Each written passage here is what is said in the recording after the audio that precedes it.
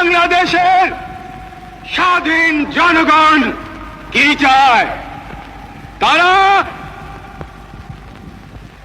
চায় বেঁচে থাকবার অধিকার, যে অধিকার আল্লাহ এই দেশের জনগণকে দিয়েছে। প্রিয় ভাইয়েরা, আমরা বেঁচে থাকবার মতো বেঁচে থাকতে চাই। আছেন আপনারাই আগামী দিন দেশকে নেতৃত্ব দেবেন, দেশকে গড়ে তুলবেন।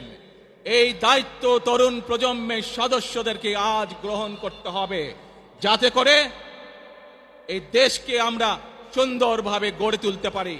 শক্ত ভিত্তির উপরে, গণতান্ত্রিক ভিত্তি, শক্তিশালী অর্থনৈতিক ভিত্তির উপরে যাতে এই দেশকে আমরা গড়ে তুলতে পারি। যে কোনো মূল্যে আমাদেরকে এই দেশের শান্তি শৃঙ্খলা রক্ষা করতে হবে।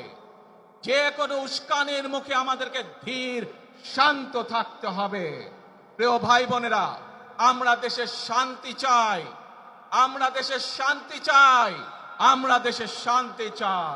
I have a plan for the people of my country, for my country.